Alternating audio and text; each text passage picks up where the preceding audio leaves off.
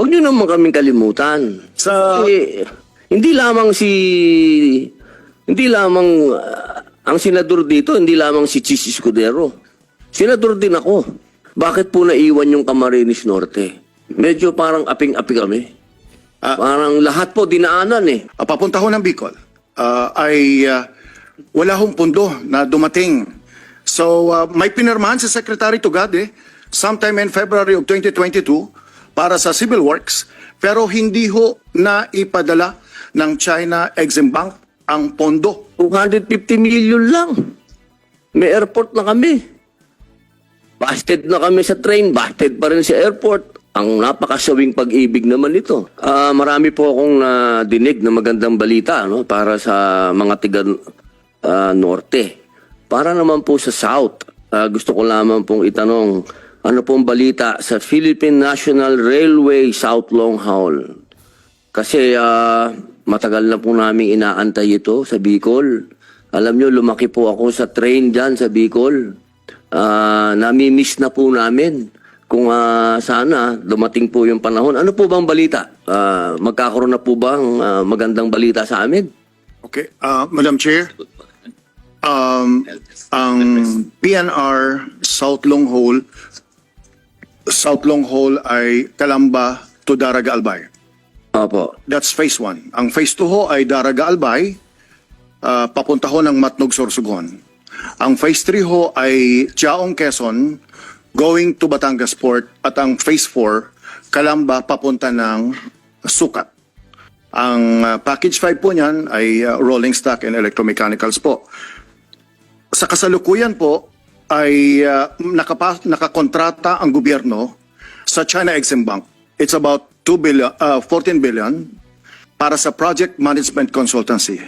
Katulad po ng loan sa JICA at Asian Development Bank, kapag ka ang katulad ng China at ang Japan, Asian Development Bank ang nagpapautang, ang dalawang kondisyones ho doon ay number 1, ang consultancy or project supervisor ay galing sa kanila. At ang contractor din po ng civil works, rolling stock, electromechanical ay galing din sa kanila. Sa Calamba to Daraga Albay, ang project management consultancy ay CRDC, China Railway Design Corporation. Ongoing po ang trabaho ho nila. Opo, Ongoing na consultancy pa lang po yun. Okay po. Yung civil works, Maputol ko po kayo, sir. Yung pong sinasabi sa NEP na meron 3 billion na alokasyon para sa proyektong ito, sa consultancy, ano po ba yung ibig sabihin nun? Ano po ba ang saklaw nun? ang saklaw po ng project management consultancy number 1 ay gumawa ng terms of reference para doon sa mga procurement katulad ng civil works. Pangalawa ho is project management supervision hanggang sa defects liability. Sila po ang bisor ng proyekto at sila din po ang nagre-revise ng design. Nagkakasama rin sa trabaho nila ay yung parcellary survey at pagdidisenyo, kung saan ang alignment, kung anong klaseng istasyon, ilan ang laki, ilan ang haba, ano ang klaseng height, may embankment ba, paano ang mga bridges. Sila ho ang gumagawa nun, kaya po malaki po yun. Sa international standard, that is acceptable ho. And sometimes, before the Duterte administration, ang project management consultancy of an international contract is about 3 to 5%. In this case, umabot po ng 7%. And that is acceptable also in the international community ho. So mayroon ho tayong project management consultant. Pero yung civil works na gagawa ng 34 stations ho, papunta ho ng Bicol, ay wala hong pundo na dumating. So may pinirmahan si Secretary Tugade sometime in February of 2022 para sa civil works, pero hindi ho na ipadala ng China Exim Bank ang pondo. And therefore, sa panahon ni Secretary Dominguez ng Finance, dito ho ang transportation ay implementing agency lang. The one that applies the loan, negotiates the loan, signs the loan, is DOF po. Therefore, si Secretary Dominguez at the time, Secretary of Finance, siya ho ang nagsabi sa China Exim Bank, kung hindi ninyo bibigyan ng pondo, considered our loan application withdrawn. Pagkatapos ho ng May 30, walang sagot ang China Exim Bank. Nagsulat ho si Secretary Dominguez sometime in June, middle of June 2022. Wala kayong sagot.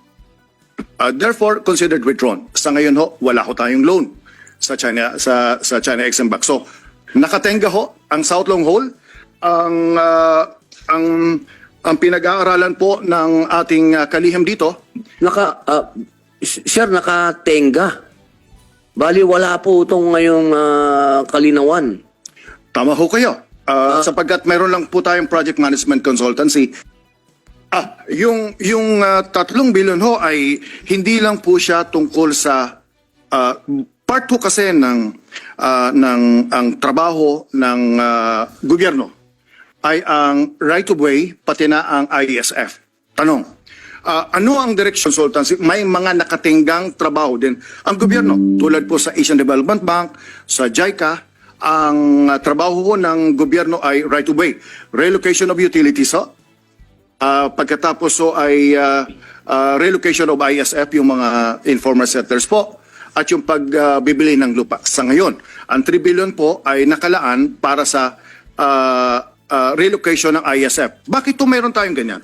Sapagkat habang wala ka pang pondo galing sa China Exim Bank, ino-operate na po natin papunta ng Bicol. So in other words, long-term, medium, immediate, tactical, operational in medium term, and long-term ho, kahit i-terminate to natin at mapunta sa iba, or kahit existing yung project, kailangan pa ho nating i-relocate yung mga ISF sapagkat under the Marcos administration, pinagana ho natin ang trend existing PNR alignment from San Pablo to Lucena. Ngayon ho ay binuksan ho natin, lumang alignment pa ho ito, lumang train pa ho ito, lumang istasyon pa ho ito. Opo. Para nagagamit, halimbawa po, may Pa pong umaabot sa Bicol. Wala pa. may existing operation pero luma. Si Poco to Naga at binuksan natin last August 3, August 2. Naga to Ligao, which means meron na tayong operation ho doon. Tapos yung ating Calamba to San Pablo, operational na ho yan. At yung ating San Pablo to Lucena, naging operational na po yan. In other words, kung ano man ang interes ng gobyerno, whether it's going to be China, Asian Development Bank, or PPP. May study na po kayo, gano'n, nagawa na. Opo. May study na po tayo. Okay po. Meron lang pong follow-up doon. Bakit po naiwan yung Camarines Norte? Medyo parang aping-api kami. Parang lahat po dinaanan eh. Lahat dumaanan eh. Biglang kumanan. Nakakalimutan yung kaliwa. Parang bakit po kaya? Ano? Ako po ay Bicolano din, Opo. Madam Chair. Ano po nangyari sa Camarines Norte kaya? Kahit noon pa ho, policy ho.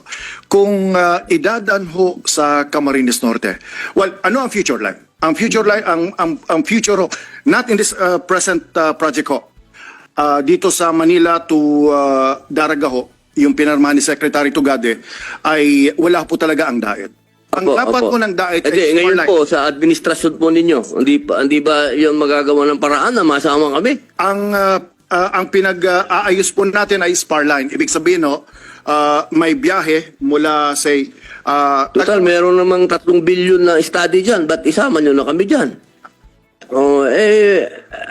Senator, nasa menu po ng Department of Transportation na isama yung study ho niyan. Ang ongoing lang study po ngayon ay Manila to Matnog, Sorsogon. Pero yung binabanggit ho namin, nakalatag na ho ang mga future studies natin. Kasama ho ang spar line papunta ho ng Camarines Norte. So, sir, meron na po papuntang Camarines Norte. Wala pa ho. Kasama ho yan sa plano po, pero wala pa ho tayong pondo para sa papunta ng Camarines Norte. Hindi po pwede isingit yan. Isingit nyo kami. Ang lapit lang po no? Ilang kilometro lang yun. Camarines Norte. 19 kilometers. Alam niyo po, sir, ganito yan eh. Kung gusto po natin talagang harapin ng peace and order dito sa bansa natin, dapat alam natin kung saan yung mga lugar na talagang may poverty.